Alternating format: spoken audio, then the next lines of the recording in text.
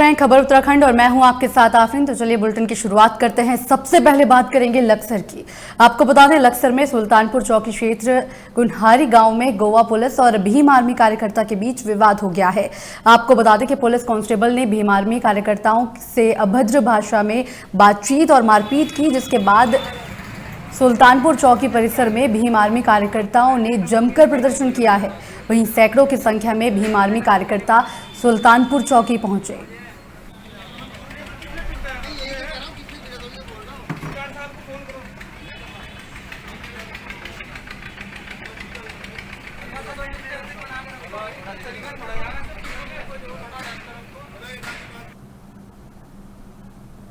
वहीं खानपुर के लंढौरा में ईंट भट्टों पर मजदूर को प्रताड़ित करने का मामला सामने आया है।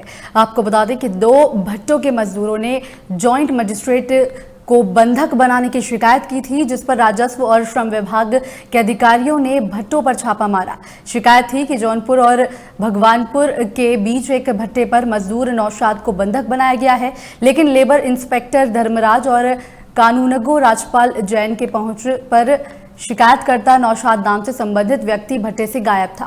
वहीं दूसरी सूचना पर टीम मंगलोर रोड के दूसरे भट्टे पर पहुंची तो जांच में शिकायतकर्ता इकबाल ने बताया कि वह कैराना मुजफ्फरनगर का रहने वाला है।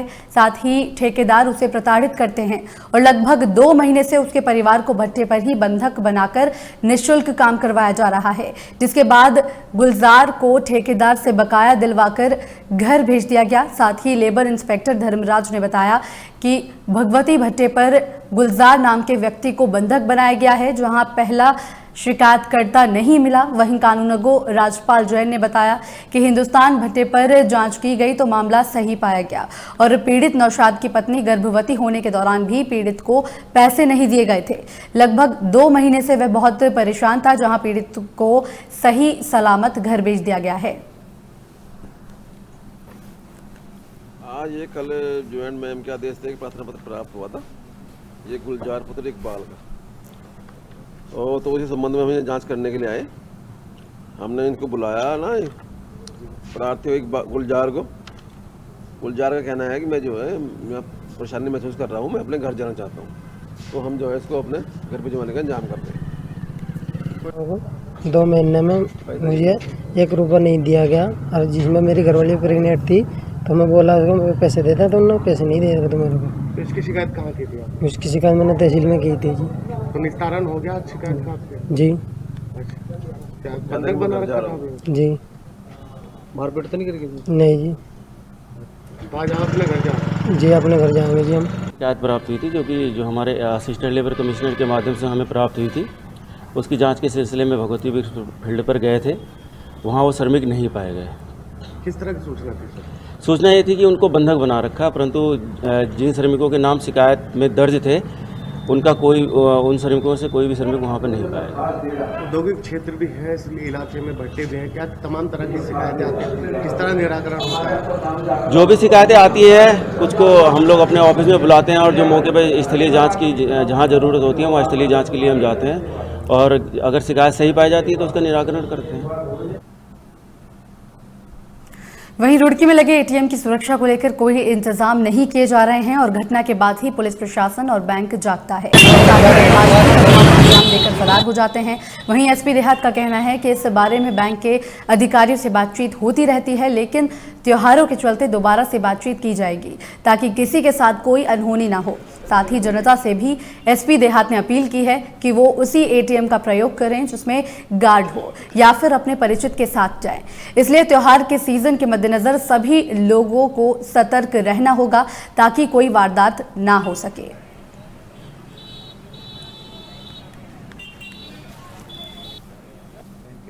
वार्ता होती रही है, पुनः एक बार उन सभी से वार्ता करके उनको निर्देशित किया गया है कि जहां भी किसी जगह पर गार्डेड एटीएम सेंटर नहीं है वहां पर गार्ड के डिप्लॉयमेंट सुनिश्चित कराएं।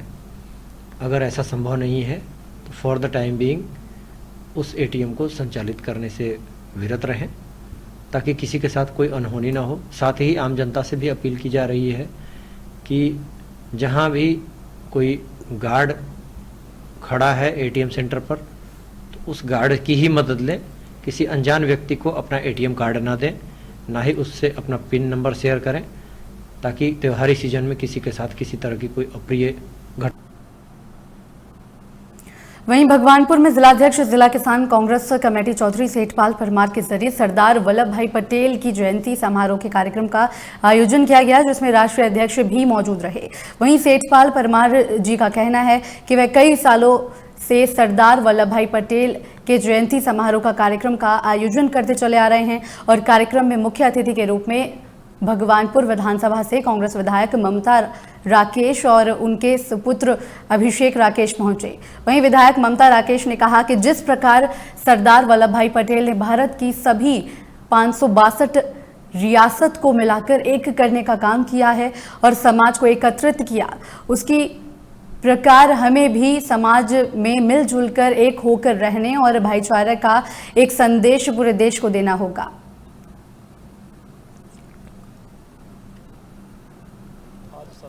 भाई पटेल जी की जन्म दिवस मनाते हैं हम हर वर्ष की बात है, इस वर्ष भी, और सभी मेहमानों को यहाँ बुलाते हैं और गरीब लोगों को कंबल वितरण करते हैं। इस संबंध में ये कहना चाहूँगा, जयंती तो सिर्फ एक दिन है कि उनको हम याद कर लें, उनके बारे में विचार विमर्श कर लें, मगर ऐसे महापुरुषों के बारे में हमें रोज़ अनुसरण करना चाहिए। उनकी नीतियों के बारे में, उनकी राजनीति के तरीकों के बारे में, उनको समाज को आगे लेके चलने के तरीक़ों के बारे में हमें उस चीज़ का अनुसरण प्रत्येक दिन करना चाहिए।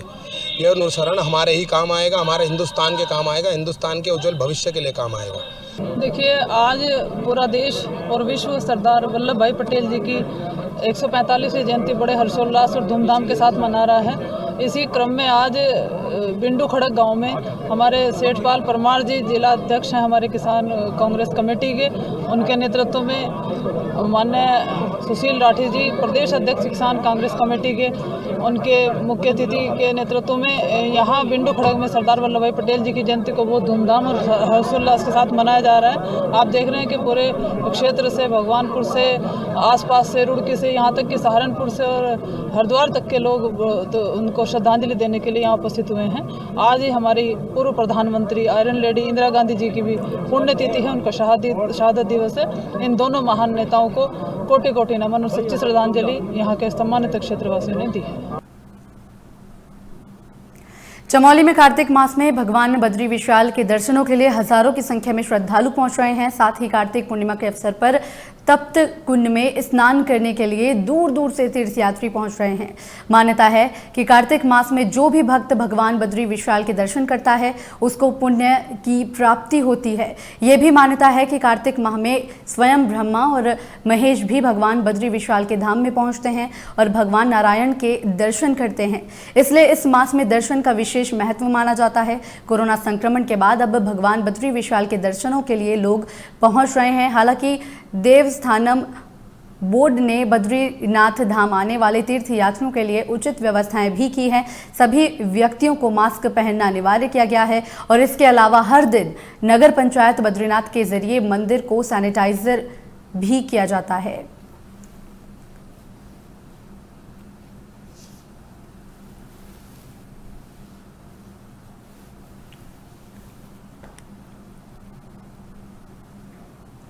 वहीं चमोली के गोपेश्वर जिला कलेक्ट्रेट मुख्यालय में सरदार वल्लभ भाई पटेल की जयंती को राष्ट्रीय एकता दिवस के रूप में मनाया गया।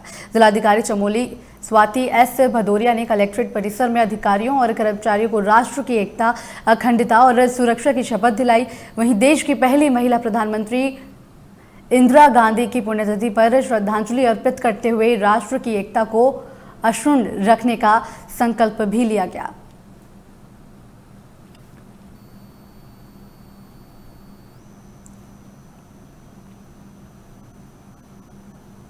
हल्द्वानी में हिंदूवादी नेता और बीजेपी किसान मोर्चा के जिला अध्यक्ष कमल जोशी ने हल्द्वानी कोतवाली में जम्मू कश्मीर के पूर्व मुख्यमंत्री महबूबा मुफ्ती के खिलाफ तहरीर दी है। कमल जोशी ने कहा कि महबूबा मुफ्ती ने हाल ही में प्रेस कॉन्फ्रेंस कर भारत का राष्ट्रीय झंडा तिरंगा ना उठाकर जम्मू कश्मीर का निजी ध्वज उठाने की बात कही थी, जो कि देश की अखंडता, एकता और संविधान के विपरीत है। लिहाजा राष्ट्र ध्वज के अपमान के दृष्टिगत महबूबा मुफ्ती के खिलाफ राष्ट्रद्रोह की वैधानिक कार्रवाई होनी चाहिए।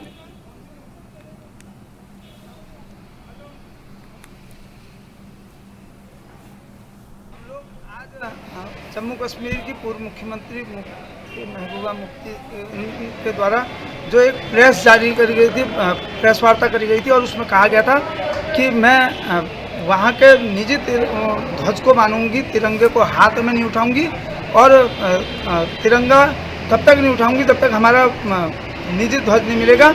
और जबकि देश की संसद में सभी तिरंगे का अपमान करना, ये एक देशद्रोह, तिरंगे का अपमान करना एक आपराधिक कार्रवाई उस पर होती है। तो हमारा यहाँ आज हमने उनके खिलाफ जो है एक तहरीर देके मुकदमा पंजीयन करवाने की बात को कही है और हम उन पर कार्रवाई करके उन पर देशद्रोह का मुकदमा पंजीयन होना चाहिए, ऐसा हमारा आज यहाँ इसी कारण से हम लोग यहाँ पहुँचे। हरिद्वार की चंडी चौदस के अवसर पर सिद्धपीठ मां चंडी देवी के दर्शन के लिए मंदिर में श्रद्धालुओं का दर्शन करने के लिए तांता लगा हुआ है। आपको बता दें कि इस दौरान श्रद्धालुओं ने मां रानी से पूजा अर्चना कर सुख समृद्धि की कामना की है। वहीं शनिवार को चंडी चौदस का पर्व श्रद्धापूर्वक मनाया गया है। इस दौरान महिलाओं ने घर में तैयार प्रसाद का भोग मां चंडी को लगाया। वहीं चंडी देवी मंदिर के महंत रोहित गिरी ने बताया कि नवरात्रों में मां के 9 स्वरूप मां भगवती चंडी देवी से मिलने आती हैं। चंडी चौदस पर विशेष पूजा अर्चना के बाद सभी देवियां अपने स्थान लौट जाती हैं। साथ ही कहा कि जो मां चंडी देवी के मंदिर में नियमित रूप से पूजा पाठ और व्रत का पालन करते हैं, मां चंडी उसकी मनोकामना पूरी करती हैं।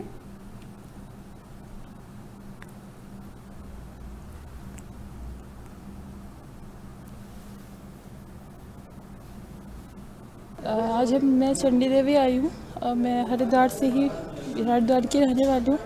ये माता के नवरात्रों में आज माँ की चंडी चौदस का दिन है। ये बहुत ही महत्वपूर्ण है दिन। आज का दिन विशेष है, चंडी चौदस है और मैं अभी माँ का आशीर्वाद पाने के लिए आई हूँ। तो मैंने अपने घर के लिए और अपने लिए प्रार्थना की माँ से, और इस कोरोना वायरस से जल्द हमें मुक्ति मिले, उसके लिए मैं आई हूँ।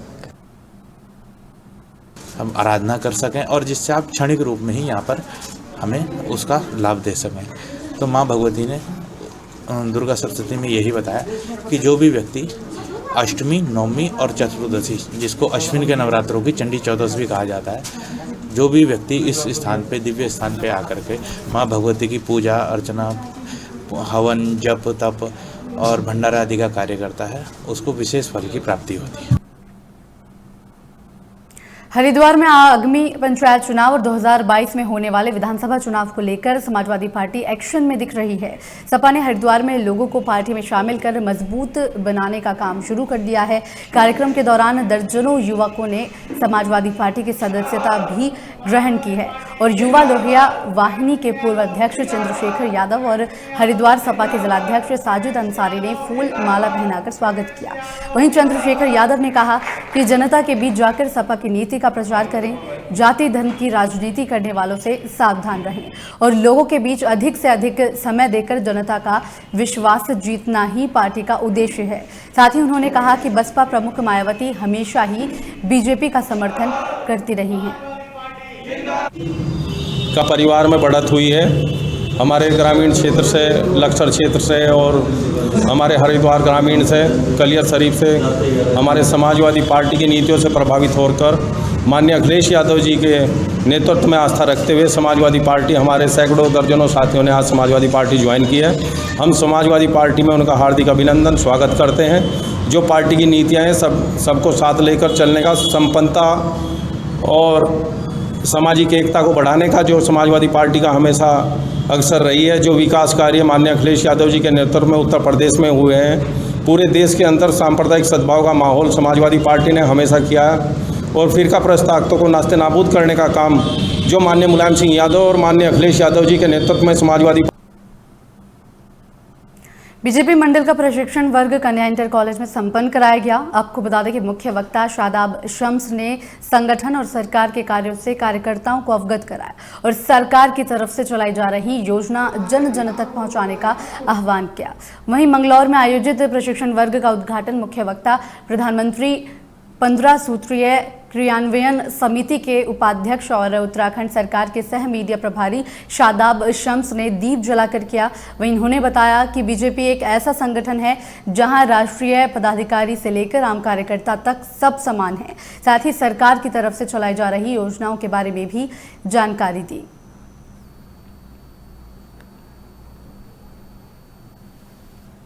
जो चल रहा है ये एक तरह से कार्यकर्ताओं को मोटिवेट करने के लिए है कि कार्यकर्ता कैसे धरातल पे कार्य करें और एकजुट होकर कार्य करें। उन्हें ये रीति नीति पार्टी की समझाई जा रही कि ये पार्टी कैसे जहां कभी 2 सांसद हुए थे और आज पूर्ण बहुमत से सरकार है, वो कार्यकर्ताओं की बदौलत है। यही चीजें हम जैसे छोटे कार्यकर्ताओं को समझाने के लिए संगठन द्वारा ये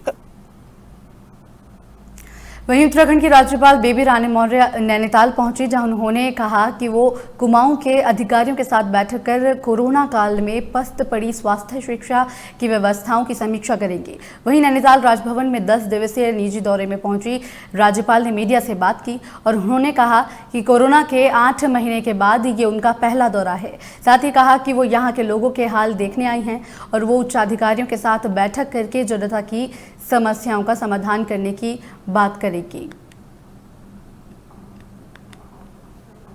मेरा आना नहीं हुआ तो अभी थोड़ी सी राहत है कोरोना के कारण। तो एक बार कुमाऊं मंडल का दौरा किया जाए, यहाँ के आमजन कैसे रह रहे हैं, कोई उन्हें कष्ट तो नहीं है, कोई हमारे प्रशासन की तरफ से कोई उनको सहयोग मिल पा रहा है नहीं मिल पा रहा है।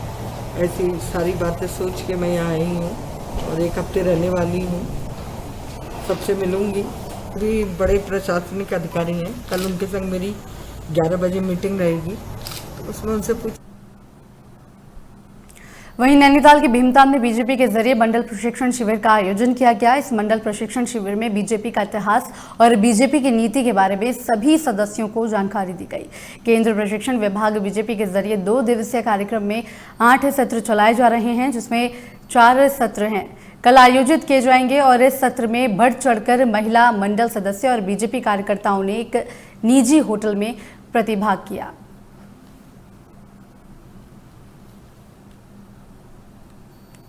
प्रशिक्षण शिविर का उद्घाटन हुआ है, जिसमें कई हमारे वक्ता बाहर से आ रहे हैं, जिनके द्वारा भारतीय जनता पार्टी की रीति नीति के बारे में सबका साथ। लक्सर अखिल भारतीय विद्यार्थी परिषद कार्यकर्ताओं ने लव जिहाद का विरोध करते हुए जुलूस निकालकर प्रदर्शन किया है और पुतला फूंककर हरियाणा सरकार के जरिए दोषियों के खिलाफ फांसी की सजा की मांग करते हुए एसडीएम को ज्ञापन सौंपा है।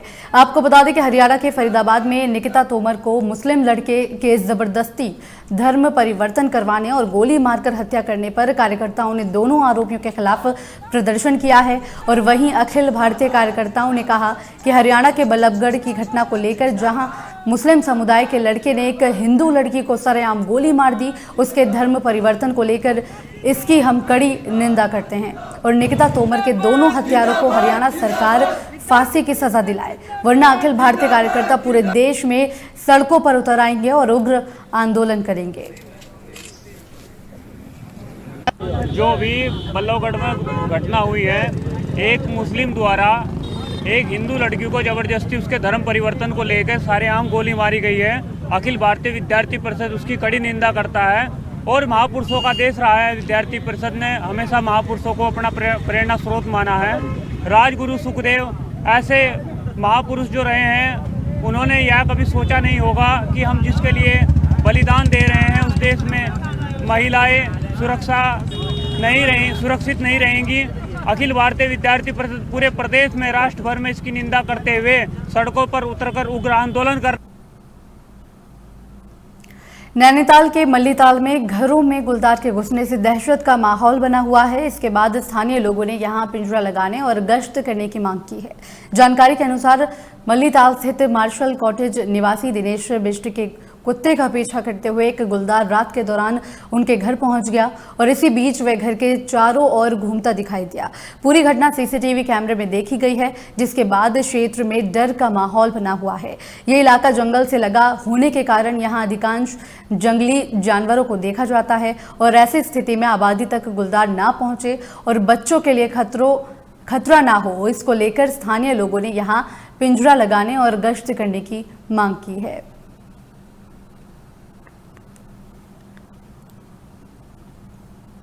एसएसपी पौड़ी पी रेणुका देवी ने कोविड-19 महामारी से बचाव के लिए अभियान चलाया है, जिसमें शादी समारोह में आम जनता को मास्क पहनने और सोशल डिस्टेंस बनाने के लिए सभी थानाध्यक्षों को निर्देशित किया गया है।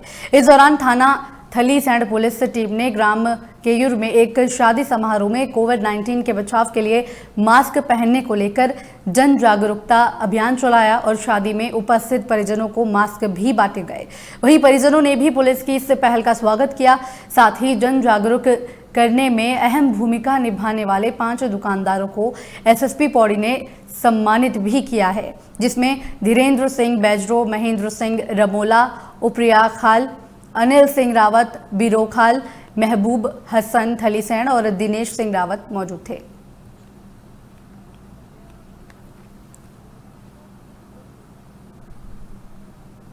रुड़की में साबिर पाक के 752वें सालाना उर्स पर हरिद्वार जिलाधिकारी सी रविशंकर और एसएसपी पिरान कलियर पहुंचे और इस दौरान उन्होंने मेला कोतवाली से लेकर उर्स क्षेत्र की व्यवस्थाओं का जायजा लिया।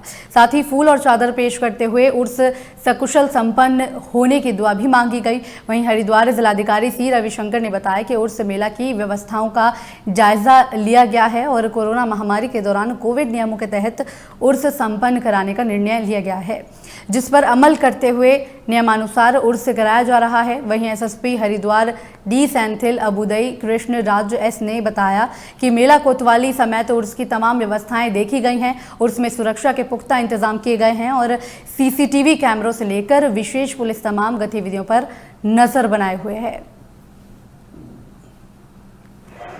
अभी जो सालाना उर्स का कार्यक्रम है बहुत अच्छे ढंग से भव्य तरीके से यहाँ पे आयोजन हो रहा है। तो हम लोग ये कोविड का परिस्थिति में भी जो धार्मिक भावनाओं को जो है रिस्पेक्ट करते हुए हम लोग जो है एक मेला आयोजन करने में जो है काफ़ी प्रशासन ने इस बार प्रयास किया है। तो बहुत संतोषजनक रूप से यहाँ पे आयोजन चल रही है। तो इस वर्ष जो है सभी का जो फीडबैक भी जो है कोविड की परिस्थिति में जितना हमारे पास संसाधन है। भारत की पहली महिला प्रधानमंत्री इंदिरा गांधी की पुण्यतिथि पर कांग्रेसियों ने इंदिरा गांधी को श्रद्धांजलि दी है। वहीं हरिद्वार में कांग्रेस ने वाल्मीकि जयंती और लौह पुरुष सरदार वल्लभ भाई पटेल की जयंती मनाई। साथ ही कांग्रेसी नेता अशोक शर्मा ने कहा कि भारत के लोगों के लिए इंदिरा गांधी और उनका जुनून यादगार है और वह एक ऐसी नेत्री थी जिनका दृढ़ विश्वास अद्वितीय था। उनका भाषण आज भी लोगों के जुनून में है। साथ ही देश के प्रथम गृह मंत्री लौह पुरुष सरदार वल्लभ भाई पटेल की जयंती मनाकर उनको याद किया गया।